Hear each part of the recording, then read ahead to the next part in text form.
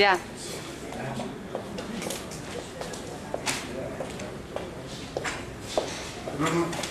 lo que me faltaba ya para mí.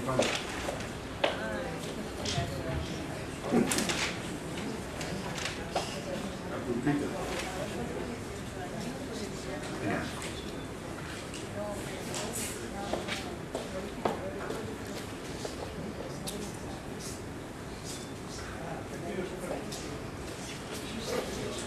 Bueno, vamos a empezar la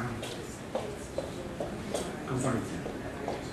Buenas noches y en primer lugar gracias por la presencia en este primer acto, o segundo acto, porque ya el primero se ha empezado esta mañana con la presentación de las actividades de física a los niños, pero sí es la primera actividad de noche que celebramos para reivindicar la construcción del Museo de la Ciencia en Badajoz.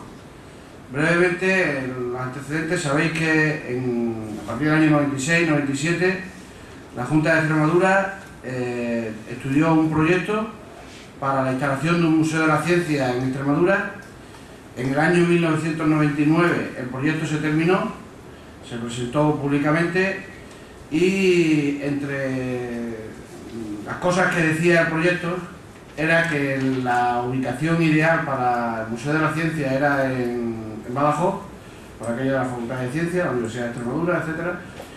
Y que el proyecto se construiría en 2 o 3 años. Estamos hablando del año 1999-2000. Pero se ponía como excusa que el museo no se construiría, entonces empezaría a construir hasta que terminara el Palacio de Congreso. El Palacio de Congreso ya ha terminado y a nosotros, a la Comisión de Estudios Locales de la Real Sociedad Económica del país, pues nos parecía que era ya el momento para reiniciar esta reivindicación. Consideramos que el Museo de la Ciencia es interesante por muchos motivos, muchos de los cuales el conferenciante de hoy, Fran Ernesto, que es el director técnico de la Casa de la Ciencia de La Coruña, pues nos lo va a mostrar. Nosotros en este proceso iniciamos, digamos, este proceso de reivindicación, estudiamos el proyecto, hicimos algunas propuestas de por dónde, de lo que tenía que ser el museo y una de las actividades que hicimos fue escribirle también al presidente de la Junta para que retomara el proyecto.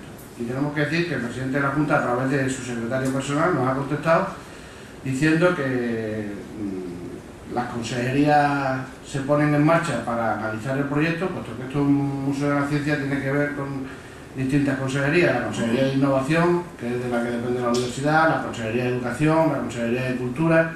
Entonces pone, digamos, por así decirlo, a las distintas consejerías a trabajar y que estima que efectivamente el lugar idóneo debe ser, digamos, la ciudad de Badajoz, lo cual para nosotros ya supone un buen punto de partida. Lo que estamos haciendo esta semana consideramos que es más que el inicio de retomar el proyecto, porque sabemos que eso es una cosa compleja. En el proyecto del año 2000 se hablaba de 3.000 metros, se hablaba de 4 áreas diferentes. Nosotros hemos hecho algunas consideraciones y bueno, eso habrá que retomarlo, habrá que estudiarlo, habrá que estudiar la pregunta que siempre hace la gente: ¿dónde se puede ubicar? Pues habrá que estudiar dónde se puede ubicar. Nosotros hemos estudiado la posibilidad, por ejemplo, ahí en La Pesquera, la carretera de Cáceres, otros decían que en la universidad, en fin, sitios hay. Lo que tiene que haber es, digamos, voluntad, ¿no?, de que el proyecto se haga, ¿no? Nosotros por nuestra cuenta luego nos vamos a parar y vamos a seguir haciendo cosas. Nosotros hemos organizado, también brevemente, actos durante 3 días. Ya habéis visto a la entrada los artilugios de física que han estado preparados por Alfredo Álvarez y la Asociación de Benito Madero, que está sirviendo para que los colegios vengan por la mañana. Desde el principio, ya, o sea, ponerlo en conocimiento de los colegios y se llenó, lo cual significa que hay un enorme interés porque este tipo de actividades se hagan. Si hubiéramos estado 2 semanas, estoy seguro que en las 2 semanas hubiera habido colegios y niños jugando. Eso va a durar 3 días y el jueves a las 7:30 Alfredo se muestra para que nosotros podamos jugar efectivamente, y ver cómo podemos producir energía con los dos limones o acercando la lámpara y a la bola y se nos enciende las manos, ¿no? O sea que yo creo que eso también es interesante. Y luego además a las 8:30 Alfredo nos dará una conferencia sobre física. Hoy abrimos el acto con la conferencia de Fran Ernesto, que ahora abre una referencia a su currículum.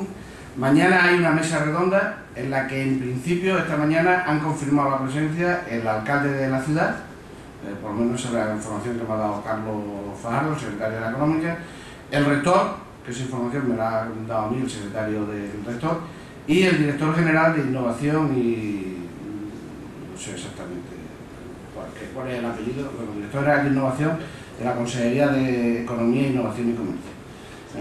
Lo cual significa, son 3 personas que tienen relevancia en su ámbito de administración y suponemos que será un respaldarazo para la propuesta que nosotros estamos haciendo sobre el Museo de la Ciencia. Por lo cual, digo, esto es un punto de partida porque en esta misma semana, ya hablando entre nosotros, ya se nos han ocurrido miles de cosas para proponer en la comisión y darle continuidad en otros tiempos. Incluso hemos tenido ofrecimientos por ahí de algunas empresas y demás que apoyarían que al año que viene podamos hacer una segunda semana sobre la ciencia, con lo cual creemos que la acogida que ha tenido esto ha sido bastante más de lo que nosotros en principio preveíamos. Bueno, y ya unas breves palabras sobre el conferenciante Fran Ernesto, Francisco, Fran. Yo tengo que decir que esta mañana lo he escuchado en la facultad, y de luego lo que muestra es un entusiasmo enorme. Se lo hemos dicho, todo lo que lo hemos oído, que creo que es una cosa muy interesante para convencernos de la bondad del Museo de la Ciencia. Como digo, el director técnico de proyectos del Museo Científico Coruñeses, donde ha desarrollado diferentes cometidos desde el año 1986. Él es licenciado en Biología, está haciendo ahora mismo la tesis, hizo ya el diploma de estudios avanzados sobre uno de los aspectos que él comenta en su exposición y que a mí me parece de luego muy interesante desde el punto de vista de la ciencia y desde el punto de vista educativo. Es comisario de exposiciones en la creación del Domus de 1995, del Aquarium Finisterrae de 1999, ha participado en labores de dirección, guión y redacción en más de 50 exposiciones permanentes, temporales e itinerantes. También es autor del guión de texto del Bosque de Cromosomas, en el año 2003, del Museo de Ciencias Príncipe Felipe de Valencia. Ha participado en la organización de congresos como secretario del tercer Congreso sobre Comunicación Social de la Ciencia, miembro del comité organizador de las 15 jornadas de AC, ha sido profesor del seminario Diseño de Exposiciones en el Máster de Medios de Comunicación impartido por La Voz de Galicia en colaboración con la Universidad de La Coruña. Es autor de más de 200 artículos de divulgación científica en diferentes diarios y revistas y colaborador habitual en la prensa de la escuela de su suplemento educativo, el Diario de La Voz de Galicia. También autor de 2 libros de divulgación científica, El enigma del alfigne, y autor del primer libro de divulgación para el público infantil. El título es difícil de leer porque está escrito en el lenguaje que se utilizan en los mensajes juveniles, por lo cual es más o menos 10 experimentos con pelos, pero evidentemente con las palabras estas que no son palabras, sino consonantes, hay una detrás de otra que es el lenguaje habitual de los chavales, lo cual muestra, diríamos, un interés por acercar la ciencia y por divulgar la ciencia hacia los chavales en edad escolar. Ha ganado el 5º premio de divulgación científica Estudio General, promovido por el Ayuntamiento de Alcira y la Universidad de Valencia. Y es miembro de la Real Sociedad Española de Historia Natural y de la Asociación Española de Comunicadores Científicos. Yo, como digo, ya hecha la presentación, esta mañana he escuchado, muestra un gran entusiasmo y creo que lo que nos tiene que decir nos servirá por lo menos para hacernos una idea de lo que puede ser los objetivos que nos planteemos para que en un futuro el Museo de la Ciencia pues, lo tengamos, ¿no? Si en un futuro más pronto crecer, más pronto que lejos, mejor, ¿no? Así que, Fran, si no, pues te dejo para que dé la conferencia. Pues muchas gracias por ese piropo de entusiasmo, ¿no? Que parece que me rodea. Y gracias porque al fin y al cabo no son pocos los años que llevo trabajando en esto, ¿no? Son casi 22 o 23, así que pues lo agradezco mucho que se me vea así. Ojalá que lo mantenga muchos años más. Quería también agradeceros especialmente a Lorenzo pues la amabilidad con la que me está tratando estos días y también el entusiasmo que ha puesto, o la voluntad que ha puesto para traerme desde los fines de la tierra, allí donde termina, ¿no?, Europa y nuestro continente, en Galicia. Desde La Coruña vengo y bueno, es un placer para mí, por supuesto, estar aquí, sobre todo en este entorno en el que casi nos contemplan pues 200 años, ¿no?, de actividad en esta sociedad, de actividad a favor de la ciudad de Badajoz, y pues eso me produce pues también mucha satisfacción.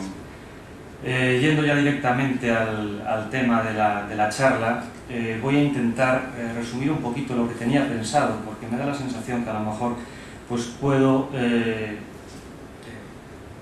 agobiar incluso un poco con la diversidad y la cantidad de actividades que tenía pensado comentarles. Entonces voy a pasar bastante rápido por encima y luego pues así dejamos un poquito más de tiempo al final, si quieren, pues para poder hacer alguna pregunta. La charla la quería afrontar desde dos perspectivas, ¿no? Primera, cómo se pueden caracterizar nuestros espacios expositivos, en el sentido de que pues, por nuestras salas pasan millones de personas en todos los museos de España. Entonces, ¿cuáles son las características de nuestras salas de exposiciones? ¿Qué hacemos con la gente? ¿Y qué les enseñamos? ¿O cómo las motivamos? ¿Qué hacemos con ellas? Con los mensajes científicos y tecnológicos. Y luego también definirles o plantear un poco cuáles son los objetivos de las actividades que hacemos fuera de nuestras instalaciones, que son muchas y muy diferentes, y que van encaminadas fundamentalmente a modificar la relación que tiene la gente con la ciencia, a modificar sobre todo la percepción social de la ciencia. Y antes de entrar en estas dos perspectivas, quería también, con su permiso, pues dedicarle quizás 10 minutos, no sé, a presentar lo que son los museos científicos coruñeses. Entiendo que a lo mejor muchos de ustedes no habrán ido a La Coruña, no nos conocerán, no habrán estado en nuestras salas, muchos, a lo mejor algunos sí, pero bueno, en cualquier caso, espero anunciarles o comentar algunas cosas nuevas, ¿no? Quería hacerlo porque casi toda la charla va a hacer referencia pues a realizaciones, a exposiciones, a actividades que se generan en estos centros o que tenemos en estos centros. También porque es un modelo, o puede ser un modelo de implantación, crecimiento, desarrollo de un museo de ciencia en una ciudad relativamente pequeña o modesta, una ciudad como La Coruña, de unos 200 y poco mil habitantes.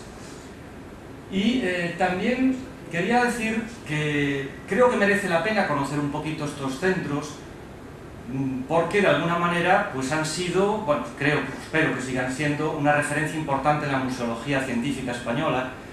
Tanto es así que el año 2007 José Luis Rodríguez Zapatero comprometió la fundación del Museo Nacional de Ciencia y Tecnología en La Coruña, ligada a los museos científicos coruñeses. Hasta este momento había una sede provisional en Madrid y el objetivo es inaugurar pues eso, el Museo Nacional de Ciencia y Tecnología hacia primavera del año 2011 en La Coruña, y añadir ese nuevo museo al conjunto ya de patrimonio de museología científica ahí en esta ciudad. Los museos científicos coruñeses se crearon allá por el año 83, bueno, se creó el proyecto, digamos, nace en el 83 y abren sus puertas al público por primera vez en el año 85. El primer edificio fue el de la Casa de las Ciencias, este palacete que pueden ver aquí en la parte superior. Es un palacete, era un edificio abandonado, digamos, la inversión inicial que se hizo precisamente para poner esto en marcha fue relativamente pequeña. Es un edificio también reducido en dimensiones, incluso comparándolo con lo que hay hoy en día, pues yo diría que es bastante pequeño. Tiene menos de 1000 metros cuadrados. Tiene un planetario, una cúpula y luego tiene 3 salas de exposiciones. En su momento, en el año 85, fue el primer centro de ciencia de carácter público que se inauguró en nuestro país. Solamente había en aquel momento dos. Uno era el de Barcelona, financiado por Caixa Pensions, una entidad privada, y poco después se creó en La Coruña este centro, la Casa de las Ciencias, que llamamos. El éxito, la acogida fue tal que en muy poco tiempo las instalaciones empezaron a quedarse pequeñas. Las actividades que generábamos se quedaban cortas. Los colegios que nos querían visitar no podían hacerlo. No podían hacerlo y recuerdo momentos en los que diariamente podíamos estar recibiendo sobre 15 centros escolares y en torno a los 1.500, 1.800 chavales diariamente en un centro pequeño, con un planetario que tiene espacio para 80 personas. Claro, todos no podían ir al planetario. Bueno, pues era lo que se estaba viviendo, un auténtico entusiasmo general también, de acogida. Y bueno, pues por muchos motivos, en un momento determinado el Ayuntamiento de La Coruña decidió seguir apostando por este tipo de infraestructuras culturales y educativas, y hacia el año 92, aproximadamente 93, comenzó un nuevo proyecto de ampliación de lo que ya teníamos. La dificultad que teníamos en La Coruña en aquel momento es que la Casa de las Ciencias, como ven, este palacete de aquí arriba, pues es difícil de hacerlo crecer, y el parque pues no permitía más construcciones. El alcalde en aquel momento, pues que estaba intentando también recuperar y transformar la ciudad, utilizó uno de los solares que estaban en una de las fachadas de la ciudad, en la fachada marítima de la ensalada de Riazor y Lorzán, y allí colocó en una superficie de unos 4.000 metros cuadrados aproximadamente que había mirando al mar, pues un nuevo centro. Nos pidió que trabajáramos en la creación de un nuevo centro, y en aquel momento también, a la hora de pensar sobre qué íbamos a hacer o sobre qué se iba a hacer este centro, pues empezó a buscar temática. Y para asegurar visitantes y para asegurar un aforo también con el éxito que había tenido la Casa de las Ciencias, encontramos que los temas que más interesaban a la gente, a todos los visitantes, a los escolares, a gente de cualquier edad, es la salud y la biología humana. Así que se creó un museo con esa referencia. Fueron aproximadamente, son unos 1.000 metros cuadrados, 1.200 metros cuadrados de exposiciones permanentes. Tenemos una sala de exposiciones temporales de unos 250 metros cuadrados y una sala de proyecciones de alta calidad en formato IMAX, y ahora, en formato parecido al IMAX, no es exactamente el IMAX. Y ahora pues estamos proyectando, hemos adaptado la sala para proyectar en 3D, y está teniendo también mucho éxito. Luego hay otros servicios que se crearon junto con en este edificio. Ya se añadió un restaurante que funciona completamente independiente de nuestro centro, pero que también alimenta mucho lo que es las visitas, ¿no? Ciertas visitas. Y la iniciativa siguió ganando adeptos. Tanto es así, olvidaba comentar que el presupuesto de creación de este centro, de Domus, el de la Casa de las Ciencias no lo puedo decir porque no lo sabemos, no lo sabe nadie. En aquel momento nuestros presupuestos no eran nuestros, eran de la Concejalía de Cultura y del Servicio de Educación del Ayuntamiento de La Coruña. Entonces es muy difícil en aquellos momentos saber qué dinero estábamos manejando, porque no lo teníamos incluso. Sin embargo, para el edificio de Domus, que fue de nueva creación y que se encargó un proyecto original a un arquitecto bastante prestigioso desde el punto de vista internacional como Arati Sozaki, fue de 1.500 millones de las antiguas pesetas, incluyendo dotación de contenidos, incluyendo la urbanización de todo el entorno, incluye todo lo que puede suponer la puesta a punto y abrir las puertas.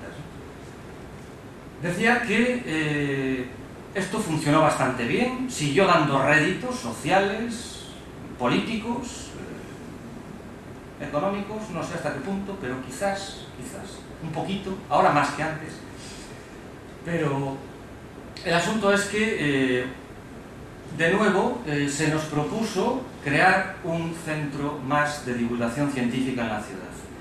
Y es que el alcalde había quedado, bueno, durante toda esta historia hemos tenido el mismo alcalde, hay que decirlo también, Paco Vázquez o Francisco Vázquez, ¿no? El alcalde en el año 92 quedó muy sensibilizado cuando el mar Egeo rompió o encalló justo frente a la Torre de Hércules y nos quemó prácticamente la Torre de Hércules. Bueno, de hecho algunas imágenes, no sé si recordarán, pero es que estaba la Torre de Hércules absolutamente negra, llena de alquitrán, hollín, ceniza, y hubo que montar andamios para limpiarla y por poco pues no hay desastres mayores. El caso es que en aquel momento pues el alcalde ya prefería, seguramente hubiera preferido hacer un acuario ya en aquel momento, pero la dificultad de montar un acuario es bastante más mayor que cualquier otro centro de científico, ¿no? Y entonces, pues bueno, esto que fue alimentando en su cabeza, al final llegó a tomar forma y decidió en un paso más, en una muestra de quizás de coraje más, coraje político, pues crear un nuevo centro que se inauguró en el año 99, justo allí donde, prácticamente al lado donde el mar Egeo había encallado, ¿no? En la base de la Torre de Hércules. Y es un edificio que contó con un presupuesto de unos 2.500 millones de las antiguas pesetas.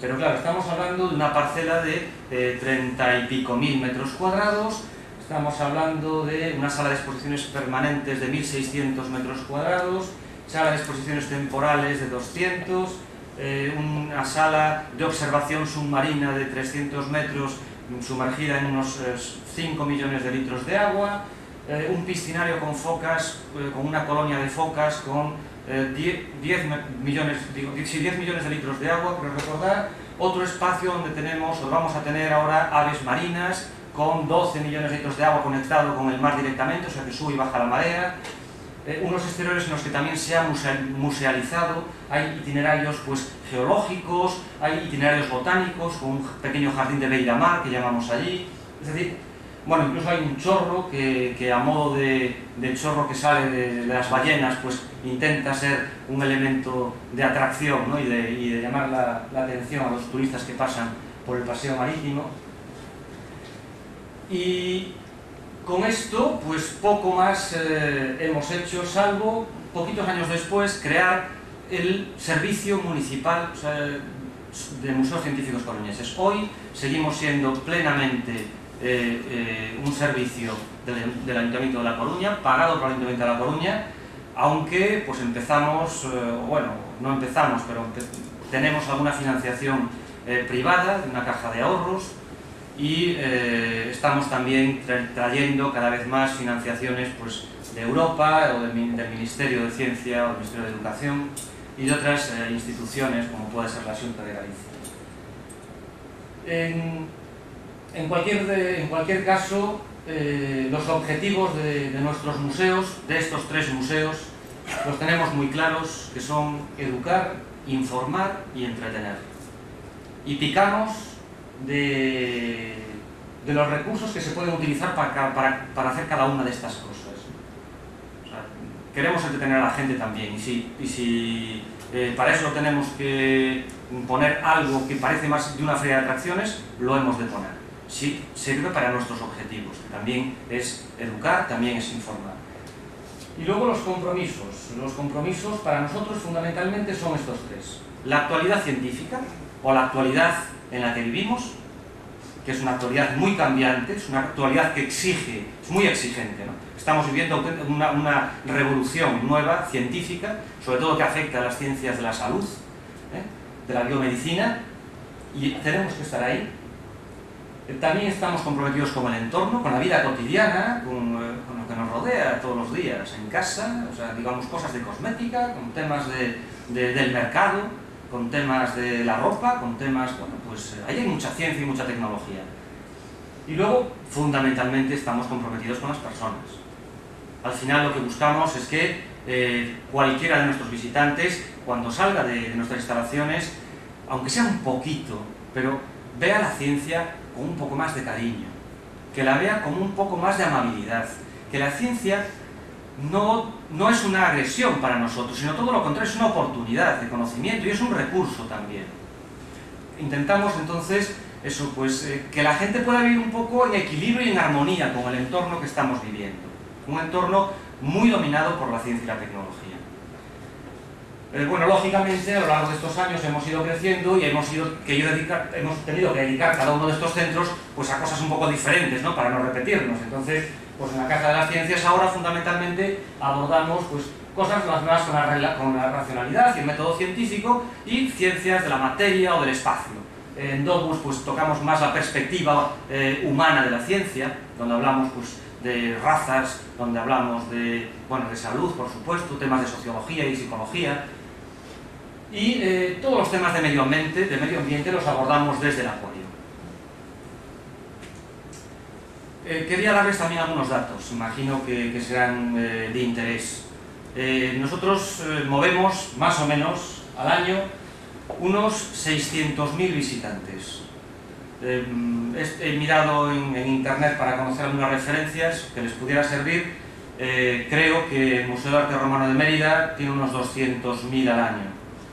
El Museo del Prado, que es el que más visitantes recibe en este país, son 2,5 millones de récord en el año 2007, es un récord, ¿eh? Nosotros como récord tenemos 750.000, pero bueno. Por situar un poco, dentro de los museos nosotros somos, creo que en este momento de los museos de ciencia el segundo más visitado de España. En cualquier caso, que sepan que por nuestras instalaciones pasa ese número de gente.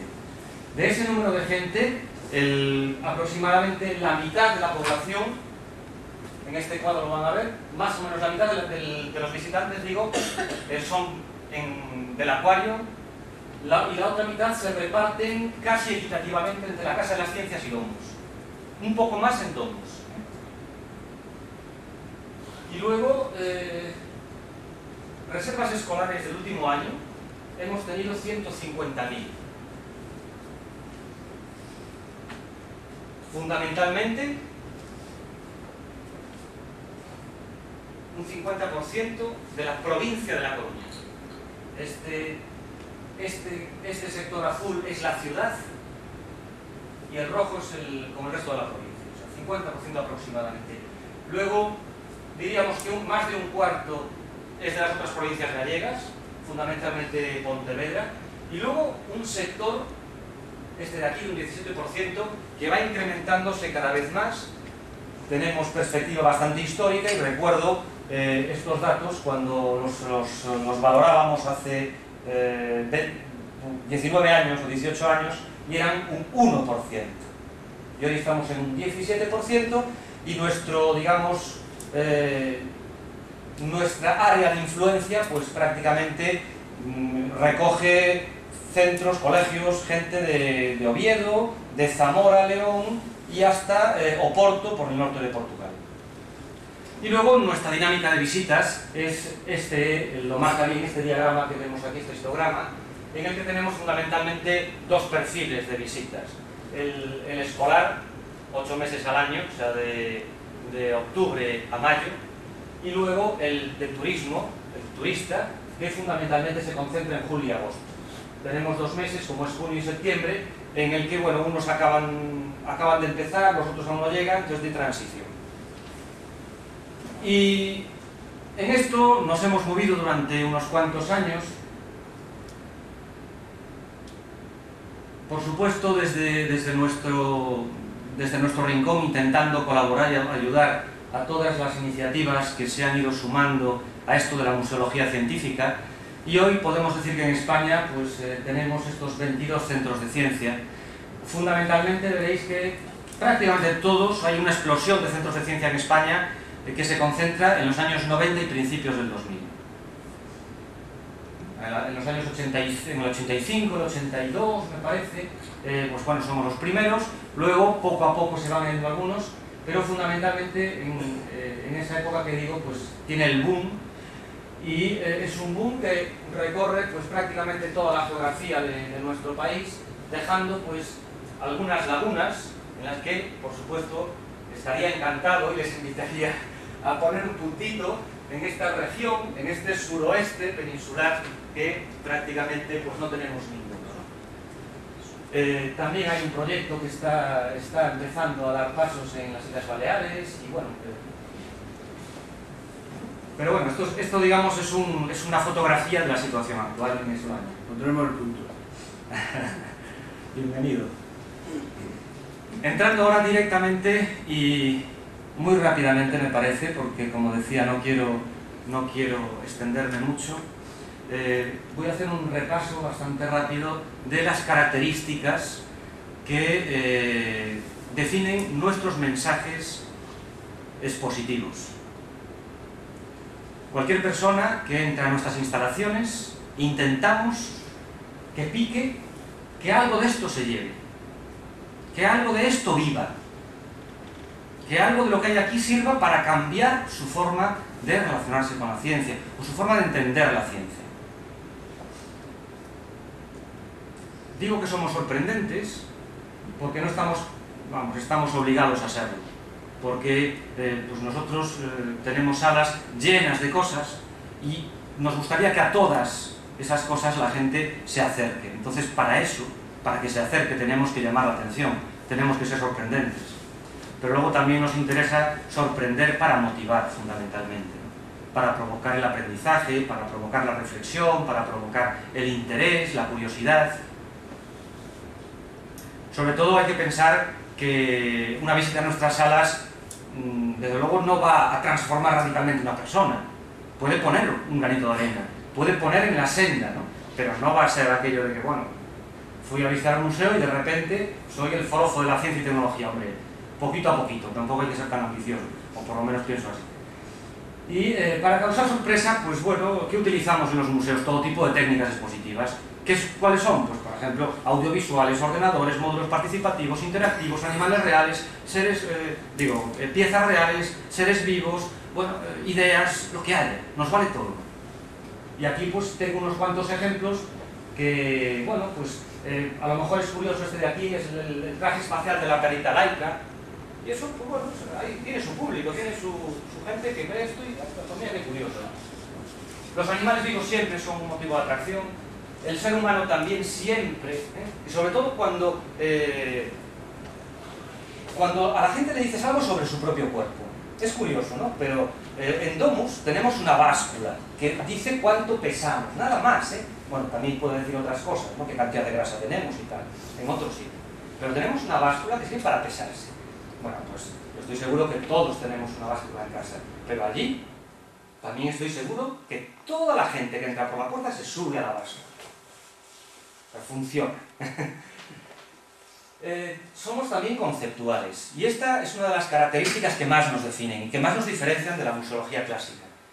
Nosotros no tenemos, en general, digo, patrimonio que condicione nuestros planteamientos expositivos o nuestros discursos expositivos. Podemos tener patrimonio, no digo que no lo tengamos o que no debamos de tenerlo. Y de hecho, pues grandes museos en el mundo, pues el Deutsche Museum o el Science Museum u otros también tienen objetos muy valiosos, un patrimonio muy valioso. Pero el objetivo de estos museos, de la moderna museología científica, no es ese objeto en sí mismo, sino ese objeto por la cantidad de sugerencias que puede aportar al aprendizaje o la formación de las personas. Y desde nuestro punto de vista, por la sugerencia que nos puede aportar pues, para hablar, pues no sé, de cualquier cosa. En este caso, bueno, aquí no tengo elementos reales, ¿no?, de patrimonio, pero por ejemplo alguna exposición que luego veremos por ahí de homínidos que tenemos en Domus, pues hemos pedido a la gente de Atapuerca, Arzuaga, Bermúdez de Castro y Carbonell, que nos dejaran sus réplicas originales, hechas con una tecnología muy precisa y tal, muy valiosas, y las tenemos en nuestro museo. Y las utilizamos pues, para hablar sobre evolución, pero podríamos hablar de un montón de cosas sobre ellas. Aquí como ejemplo, pues tengo esta exposición. A mí me parece curiosa comentar esta exposición porque es una exposición que hicimos hace ya muchos años sobre hélices espirales. Se titulaba Las vueltas que da la vida. Y para hacerla empezamos por hacer una lista de todas las cosas que teníamos en casa y en nuestro entorno más inmediato y que tienen forma de espiral o de hélice. Entonces, eso, pasamos por casa y yo recuerdo buscando, ¿no? Ya en aquel momento pues era bastante más jovencito, más entusiasta. y bueno, recuerdo irme a la cocina y a ver qué hay aquí. Macarrones, pues venga para la exposición. ¿Y aquí qué hay? Pues... todo eso, tornillos, había tuercas, había taladros, había un montón de cosas, ¿no? Y bueno, y fueron creando el discurso de la exposición. O sea que, fíjense que los objetos sirven a un mensaje y son valiosos cuando pues, nos aportan pues, esas visiones, esa creatividad, esa curiosidad. Somos educativos. Yo creo que es una de las cosas más importantes de nuestras salas, de nuestros espacios. Además de que he de recordar que la educación es un derecho que nos asiste a lo largo de toda la vida, no solamente durante la edad escolar, nuestros museos aportan una gran cantidad de vivencias y de experiencias sobre cómo funciona el entorno, cómo funciona nuestro mundo. Es muy difícil que cualquier persona, cualquier chico, cualquier estudiante, en una vida de 14 años o de 16 años, pues pueda tener las experiencias que permitieron a Newton de desarrollar lo que sea, Lavoisier, lo que fuera, Darwin, lo que fuera. Hemos cogido las experiencias de historia de la ciencia y las hemos colocado en nuestros museos para proporcionárselas al visitante. Y todo eso enriquece la persona y enriquece los recursos que tenemos para entender el mundo. Había tres ideas que creo que merece la pena abordarlas. Son tres ideas que planean en distintos espacios de los museos y que creo que tienen un contenido educativo importante. Una de ellas está relacionado con la evolución del ser humano, de nuestra especie. Esta es la imagen que vemos aquí, que quiere ilustrarlo o que quiere acompañar este tema. El título de esta exposición, o de esta sección, es La familia presumida. Y a través de unos 16 módulos, creo recordar, interactivos, lo que queremos es recordar a la gente que no somos el objetivo de la evolución, que no somos seres perfectamente diseñados, que la evolución no tiende hacia el ser humano y que no hemos inventado la mayor parte de las características biológicas que se suelen decir definen al ser humano. De ahí la familia presumida. Hacemos un repaso de todas nuestras características y decimos, a ver, ¿qué es lo que define al grupo de los homínidos? Pues hombre, no sé, pues la tecnología. Bueno, ¿la tecnología la inventó el ser humano? O sea, nuestra especie no. La inventó hace 2 millones de años aproximadamente un bicho, un primate, un primate no un homínido, que podría tener esta altura, unos 1 metro aproximadamente, y una capacidad cerebral de unos 600 centímetros cúbicos. Hemos inventado, pues no sé,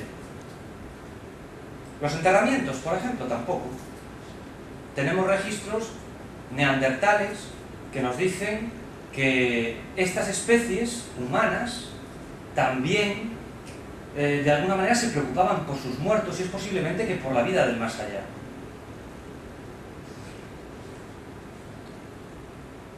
Y también hay sitios en los que decimos que, o recordamos que somos en realidad un conjunto de desperfectos, que funcionamos francamente. Si un ingeniero quisiera diseñar un organismo vivo que funcionara bien, lo haría de forma muy diferente a como estamos. O sea, nuestra piel de gallina, o sea, cuando tenemos frío se nos pone la piel de gallina, eso es un error de diseño.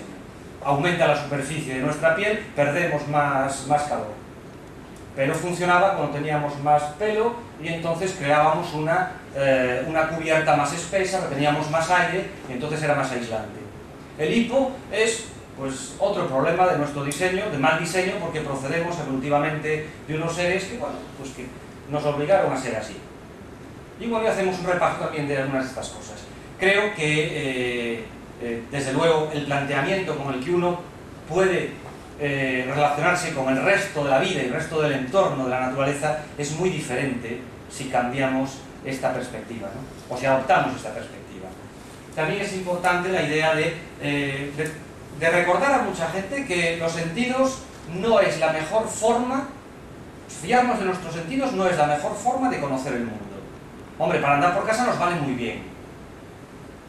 Pero si queremos de verdad estudiar la naturaleza, predecir cómo va a funcionar, no nos fiemos de nuestros sentidos porque nos están engañando continuamente.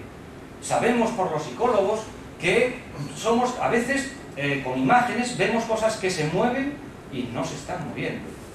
Y lo contrario también. Y vemos cosas que parecen, bueno, seguro que conocen algunas de estas ilusiones, paralelas, que son paralelas y con una serie de marcas al lado, pues parece que no lo son. Es increíble, pero o sea, los sentidos nos engañan, no solamente la vista. Si el tacto también nos engaña. Por ejemplo, si ustedes cogen dos objetos exactamente iguales, que pesan lo mismo, uno está frío, otro caliente, el frío les parecerá más pesado. De nuevo, vuelvo a decir, esto nos coloca en una situación frente al mundo que nos vive francamente diferente, ¿no? Por lo menos seremos un poco más escépticos, un poco más críticos, cuando cualquier, a lo mejor, pues, embaucador o gente del estilo nos venga con, no sé, seres extraterrestres o cosas así. Mira, demuéstramelo, ¿no? Porque es muy fácil engañarse. Y luego también era importante el tema de la racionalidad frente al pensamiento mágico. Hay uno de los módulos en nuestras instalaciones que a mí me parece encantador porque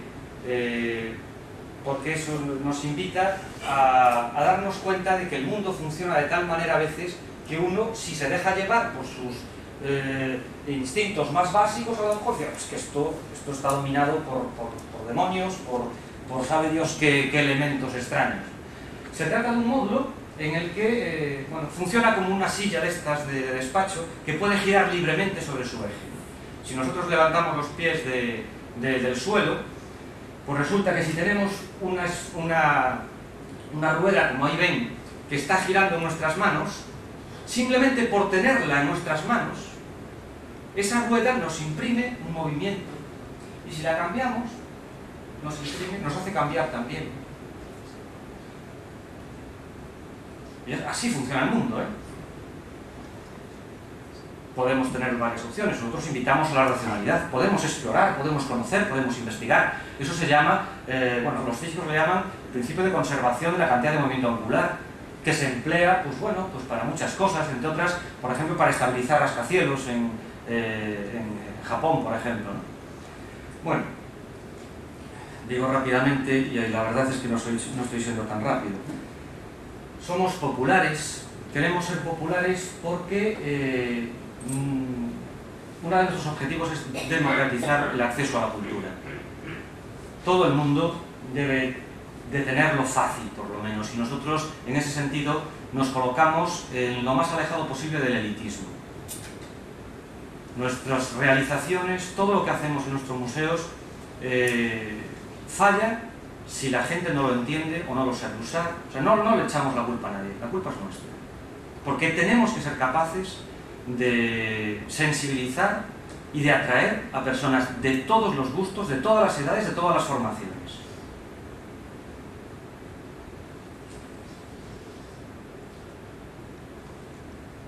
Somos lúdicos también, por supuesto, bueno, que menos, porque creo que es una forma muy atractiva, ¿no?, de proponer el aprendizaje y el conocimiento. La risa, la broma, la ironía. Por ejemplo, en la exposición de homínidos, esta de aquí, la que antes comenté, la presentación que tenemos, un módulo en el que uno se encuentra prácticamente al llegar a la sala, se encuentra, pues eso, delante de un texto que dice: ¿queréis ser como dioses? Miraos al ombligo. James Joyce. Y al lado lo que hay es una serie de personajes y una serie de ombligos. Y la gente, o sea, lo que proponemos es que adivinen de quién es cada ombligo. Digamos, esto juega un poco con aquello que decía de la familia presumida. Es la presentación. Quiere ser, pues eso, un aspecto lúdico también, ¿no? O también hay otros lugares donde uno se puede hacer una foto con una serie de homínidos, con un neandertal y tal.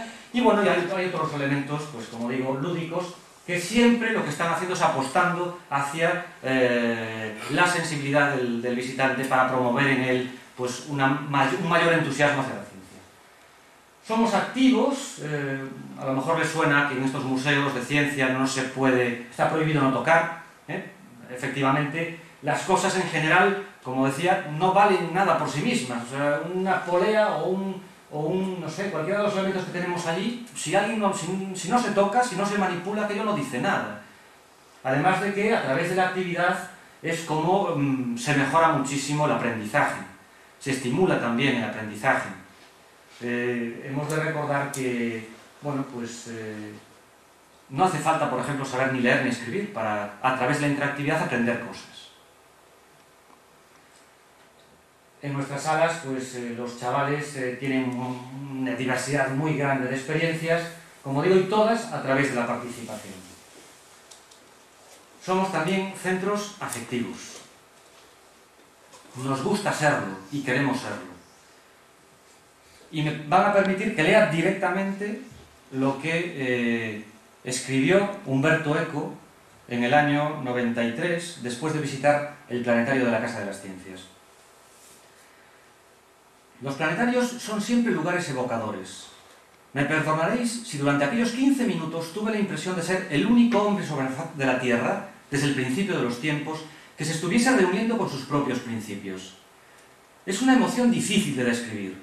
Se tiene la sensación, casi el deseo, de que se debería morir en aquel instante.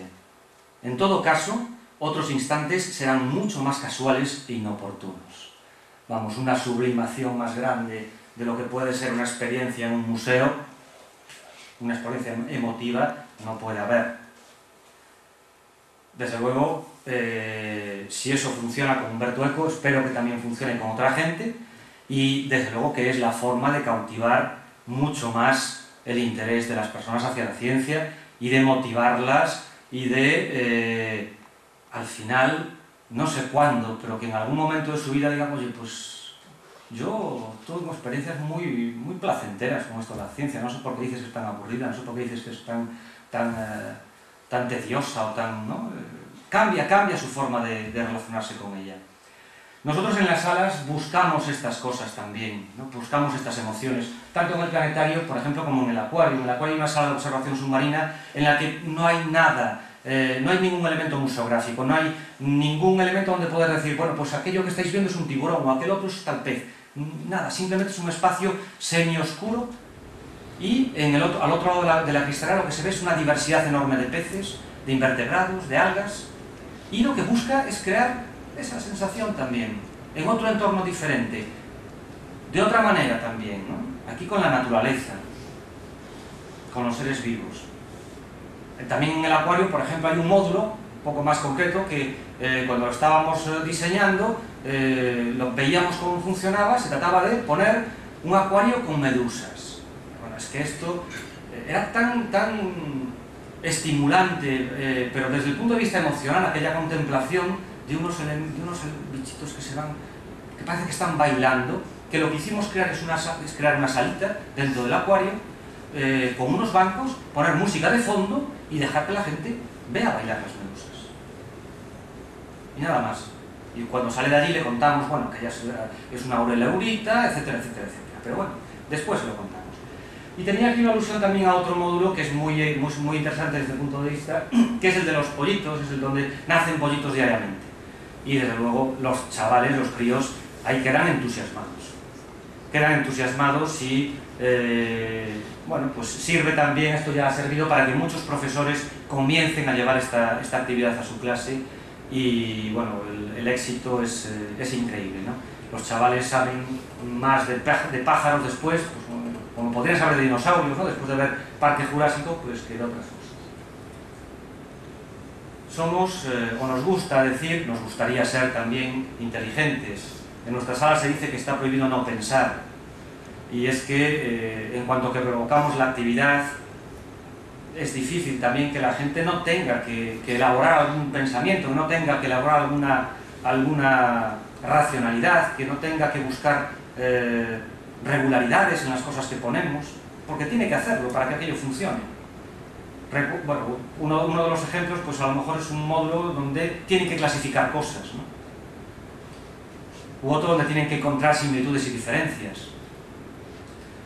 U otro, tengo aquí por ejemplo uno de Se busca novio, en el que, bueno, pues si nosotros te decimos cómo quieres tener los hijos, te preguntamos, pues si quieres tener hijos así, búscate el novio, te contamos las leyes de Mendel y según esto, pues a ver cuál es el padre que elegirías. Y bueno, y abajo pues tenemos otro más comprometido, quizás,